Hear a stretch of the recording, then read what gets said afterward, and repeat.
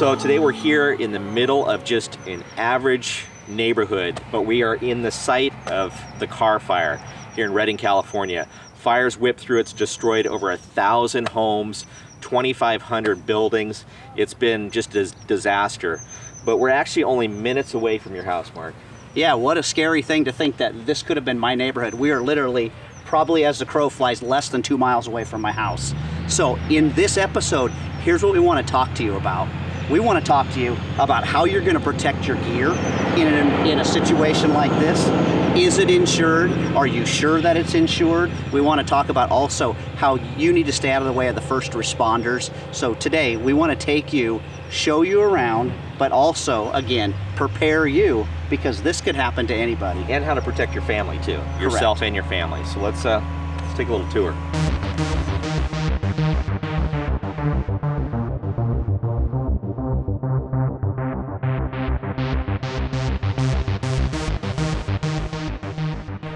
So this is incredible. Check this out, Mark. I mean, I'm still blown away with what we're seeing. Like one side of the street, Gone. The other side, normal. Yeah. Right? One side gone. I don't. And then what's weird is you've got gone, still here, and then way down there it's gone again. So there's like these islands in the middle of houses that are still standing. It is so weird.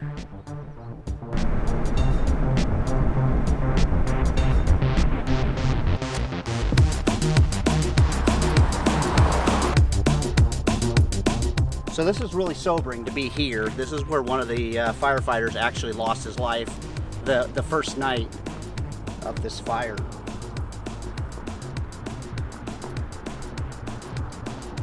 The one reason it's real sobering is the fact that as photographers, we all think like, oh, it's gonna be really cool to get out and take some really cool photos, right? We all wanna have those neat photos that everybody goes, wow, that's really epic. You got out there in that fire. But this is why they're always saying, don't go out there, because it's more dangerous than you could ever imagine. You know, when you have professional firefighters losing their life, all we're doing as photographers is getting in their way.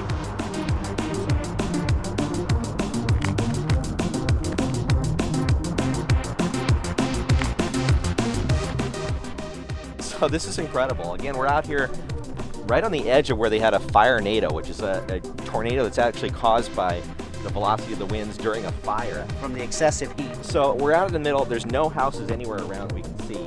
But here's a piece of a metal garage door wrapped around this tree. There's another one way out there. This is pretty amazing. I mean, this is stuff that's just uncomprehendable. The nearest house is about 80 feet behind you directly. So obviously that's part of that home. They said it was 140 mile an hour winds in the center of that tornado and about 70 miles on the outside. And they'd never seen anything like it.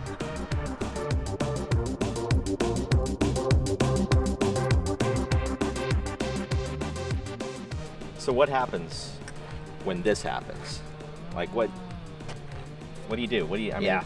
So here's one of the big things. I've been reading up on this a lot after this happened, you know, this close to home, is most people that I talk to go, I have homeowners insurance or I have renters insurance that cover my cameras. But you know, Does it? a lot of people don't know this. If you are a professional photographer, even if you're a hobbyist and you shoot weddings on the weekends, that is no longer a hobby. And your insurance companies will look at your cameras and go, no, that needs to be covered under a business policy. Yep. Because those are business equipment. So a lot of people don't know this, but you need to make sure you check your policies. Don't just think because you have, you know, insurance that covers just your basic stuff. Yeah, they consider it a business tool rather Correct. than Yes. a fun hobby piece of equipment. And I'll tell you, what I found out was a lot of people have been finding out recently too, the fact that, again, we're talking about a disaster. But what happens when I take this to a wedding and I drop it and it breaks or something, I get pushed in a swimming pool, something happens. Well, guess what? Most of our homeowners or renters policies will tell you, yeah, it was covered if it happened at your house. Right. But you took that off-site and now, it's up to you. So you need to be really careful with insurance. So I think the big name of the game here is check your policies. If you have stuff covered, if it's on a schedule of items, make sure that it is covered if something happens Yeah. and you happen to be a professional, semi-professional, or an active amateur that's actually making a little bit of money, because the insurance companies, they've gotten kind of wise to this, and they're actually checking out people's websites and doing a lot of research before they pay out. That's right, because a lot of you I know have changed your Facebook page to say, John Smith Photography. Guess what? They find that page, they're going to go, we don't cover that equipment, that's gone. Yeah. So protect your investment. Incredible scenes. Everywhere we've been driving around for a few hours now, and just, it's like... It's a little bit apocalyptic, It is. To see this. Yep. So again, make sure your equipment's taken care of. Absolutely.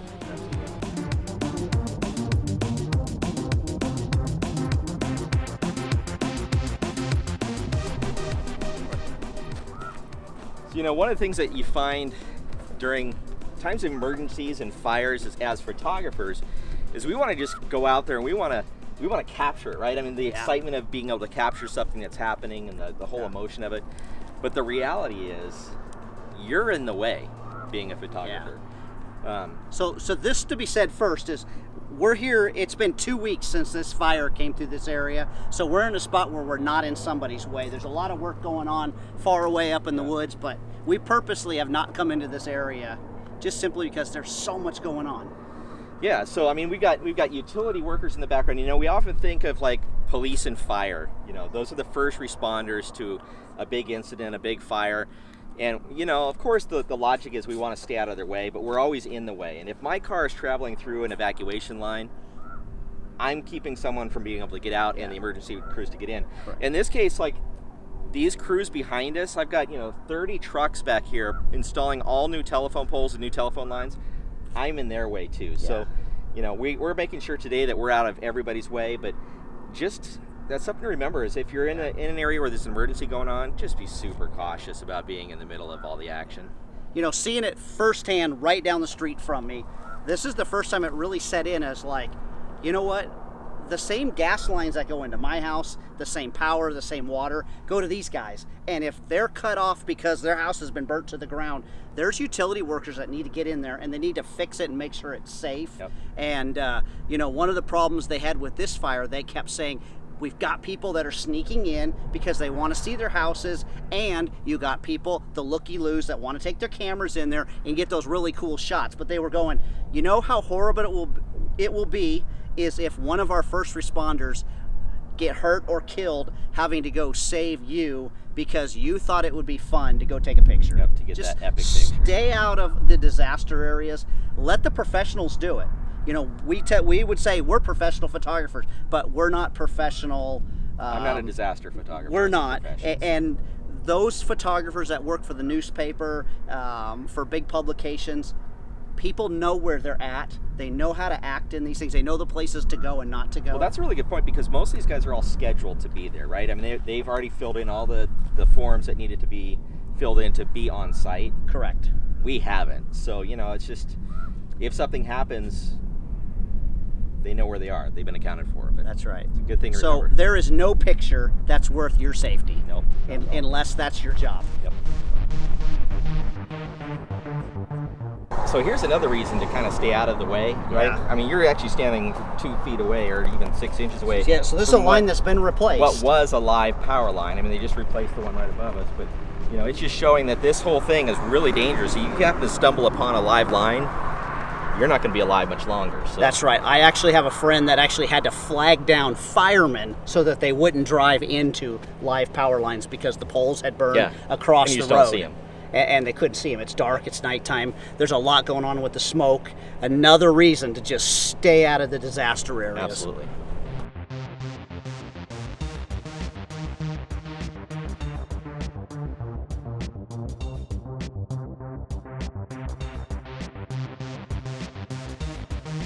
All right, so we're actually now standing in the little town of Keswick.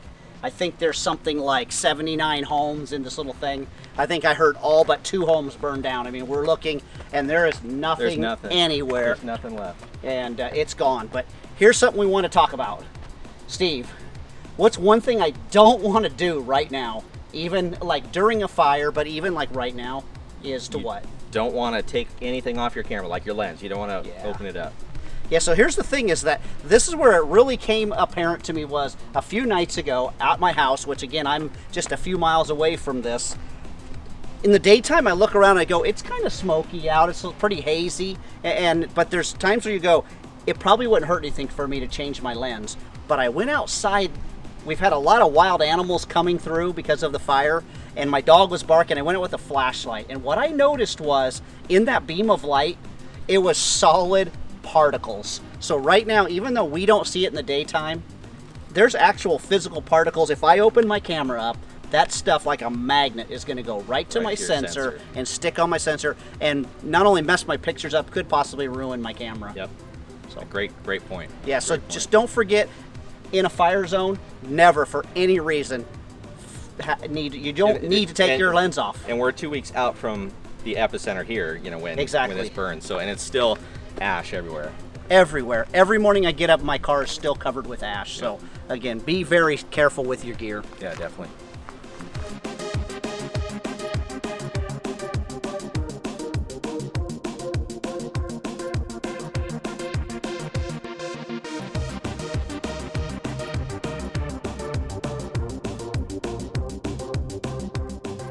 That day gave us a lot to think about.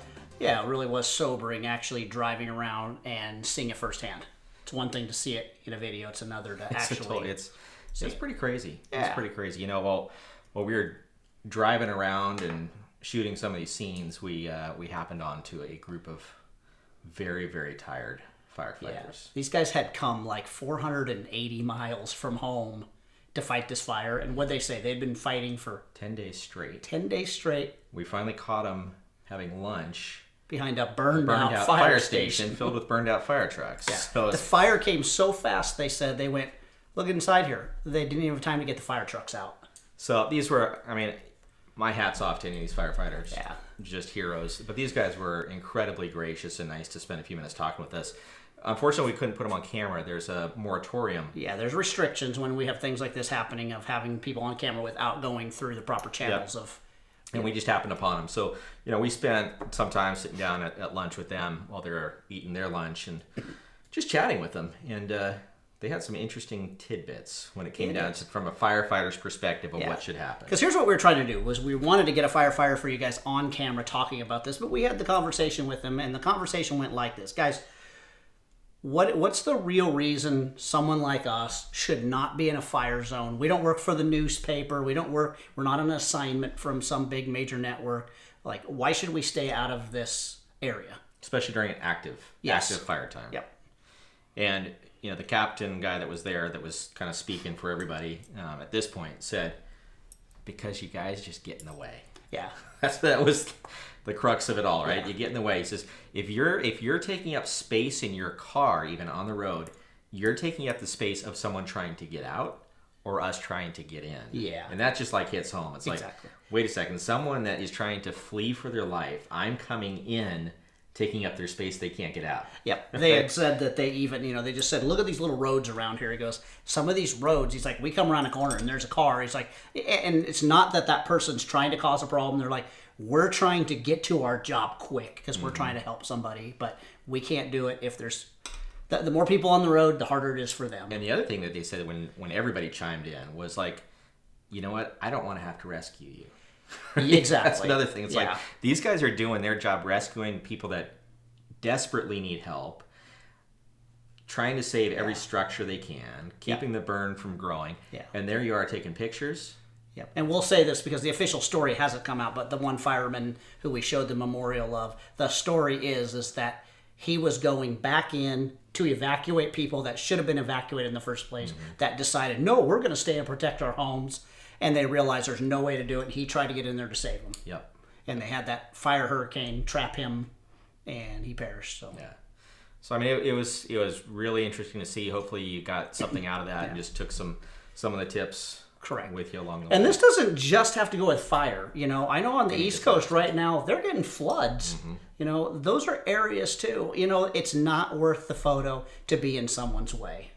If you want to go out and get disaster photos, get a job with a newspaper and find out all the legal stuff that you need to do, who you need to talk to. Because there's a lot of jobs with newspapers nowadays.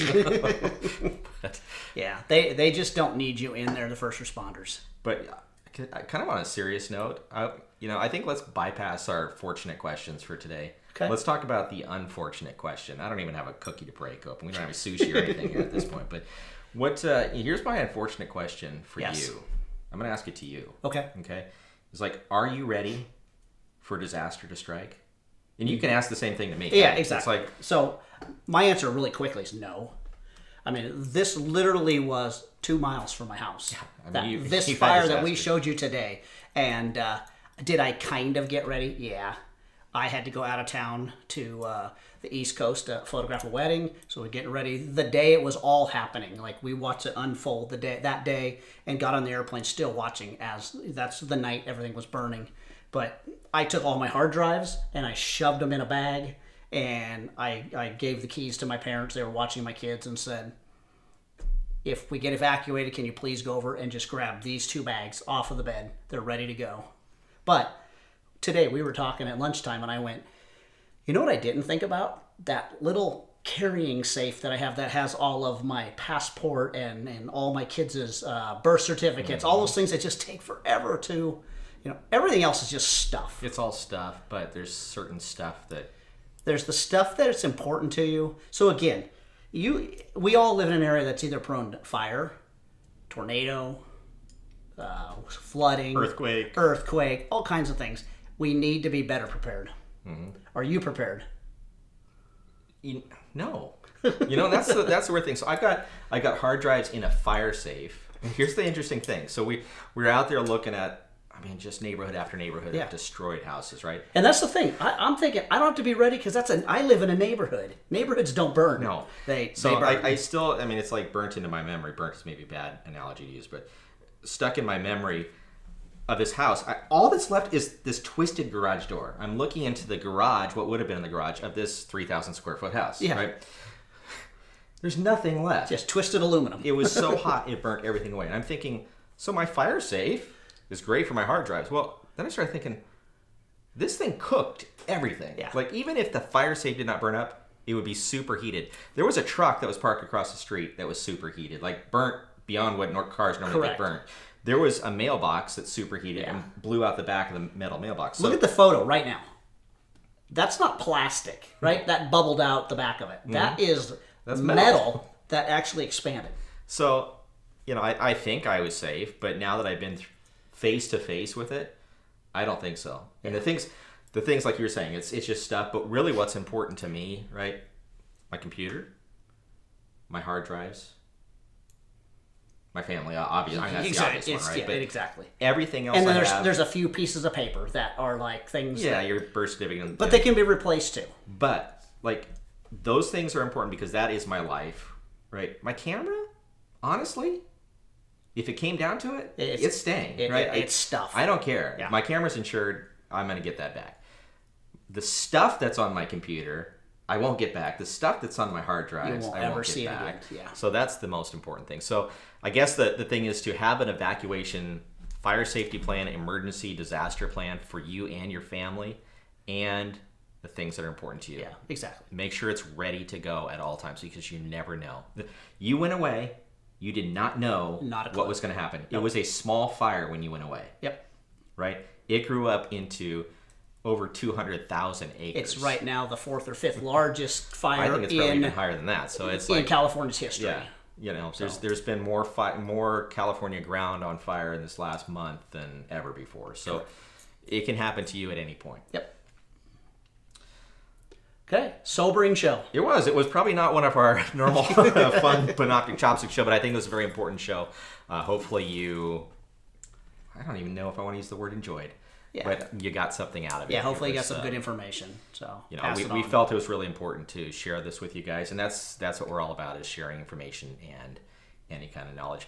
We asked that unfortunate question, are you ready? I want to ask you guys.